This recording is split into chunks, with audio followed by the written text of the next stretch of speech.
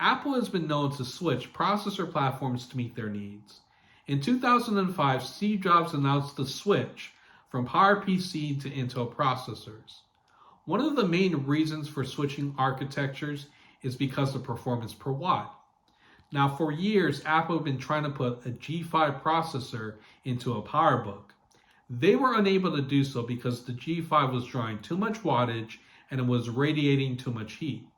So when Apple switched over to Intel, they got the best of both worlds. They were able to get class-leading performance at very low power draw. So for Apple, it only made sense to switch over to Intel because most of the sales for the Mac was based in laptops. Now, flash forward back to 2016. Apple had redesigned the MacBook Pro. And the biggest trouble with the redesign is that it was incredibly thin and could not provide enough cooling to the chip. On top of that, Intel processors were running hotter and not giving as much performance as Apple demanded from Intel. So from that, they went into utilizing Apple Silicon.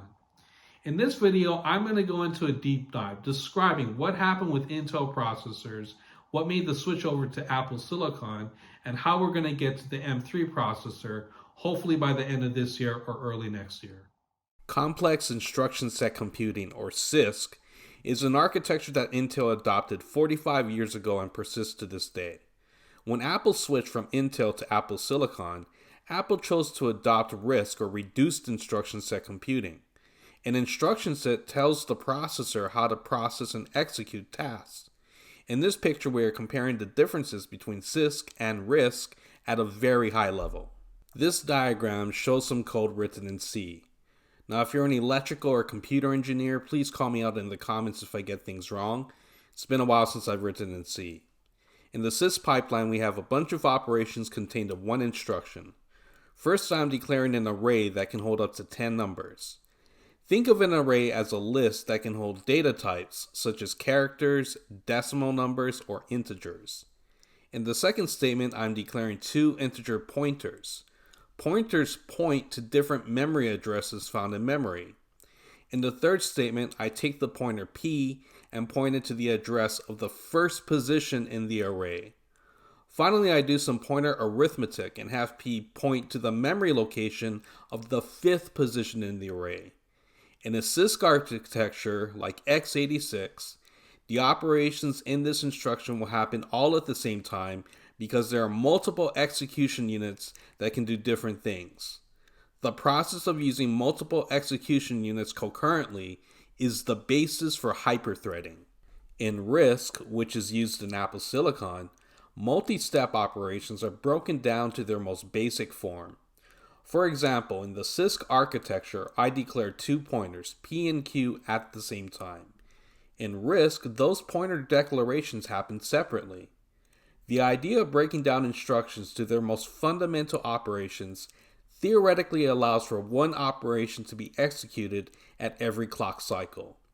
In the case of the M1 CPU, you could theoretically execute 3,200,000,000 operations per second if there were only one execution unit because the chip runs at 3.2 GHz. In the case of the M1, there are 8 CPU cores, 4 high performance and 4 high efficiency, which means at a very basic level you can process up to 8 operations per clock cycle. Intel started hitting a wall because more silicon is needed to decode the operators, schedule those operations to different execution units, and those execution units will be lit up at the same time to perform parallel processing within the chip. In the case of Apple Silicon, you have 8 decoders that decode instructions to be sent off to the scheduler, and the scheduler will determine in which order to perform calculations, and it is also the job of the scheduler to ensure that the execution units are always fed with data and instructions so you're making the most out of each clock cycle. The fundamental difference between CISC and RISC is in CISC you have complex instructions that contain multiple operations for the chip to perform. In RISC you want to break up operations to their most fundamental level, so the CPU doesn't have to spend extra time scheduling instructions to light up multiple executions at the same time. It takes more silicon to decode, schedule, and execute x86, and thus it requires more power to turn on more transistors. With Apple Silicon, Apple wanted to simplify the number of steps needed to carry out one instruction, and that reduction in CPU silicon allows for higher performance per watt. By the time the M1 system on a chip was released in 2020, Apple already had 12 years of experience working with their own silicon.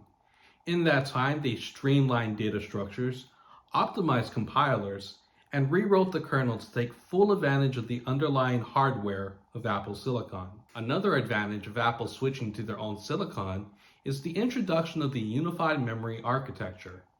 Under unified memory, certain parts of the CPU has high-speed direct access to system RAM, and therefore any transactions that need to be made between the CPU, the GPU, or the CPU and the neural engine can be done in one operation. Whereas before, if you wanted to execute an instruction on the GPU, you would have to copy that instruction from system memory, and then you can copy that over into the GPU. With unified memory, you are eliminating those inefficiencies of copying data back and forth between the CPU and the GPU. When Johnny Srouji introduced the M1 system on a chip in 2020, he stated that the M1 CPU had the fastest single-core performance in the industry, and Apple was able to hold on to that lead for about a year or two. Now, when Apple introduced the M2 system on a chip, they ran into some challenges that were not really easily solved. So they were able to get an 18% performance improvement on the M2 versus the M1. However, to get to that 18%, Apple had to overclock the chip. And as a result, they were not as power efficient compared to the M1.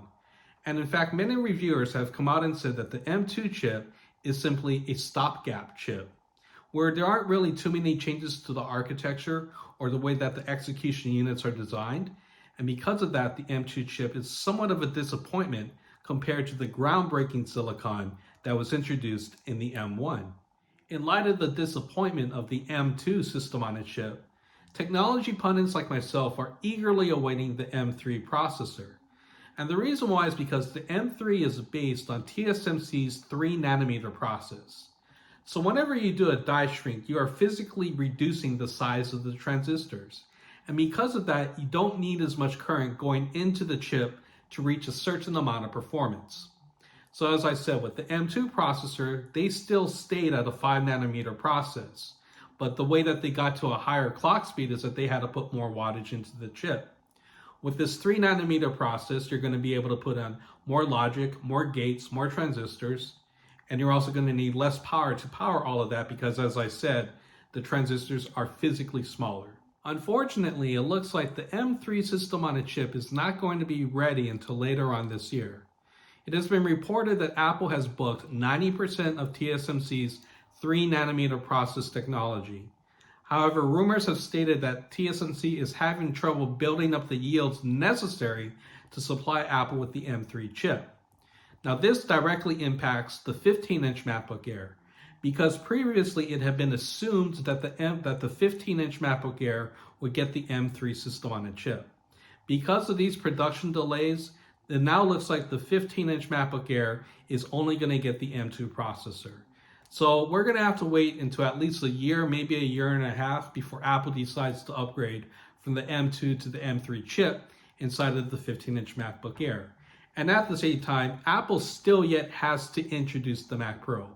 Currently, they're about 12 or 14 months out from saying that they were going to talk about the Mac Pro. So they have already passed their deadline by months at this point.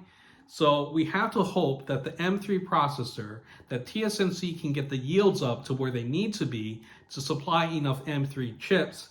And after that, Apple can bring out the Mac Pro. So that's the current road to M3. Right now it has some production problems. It's going to get fixed. And I think when the M3 comes out, it's going to be really groundbreaking. And we're going to see some performance gains similar to what we have in the M1 system on a chip. All right. That's about it.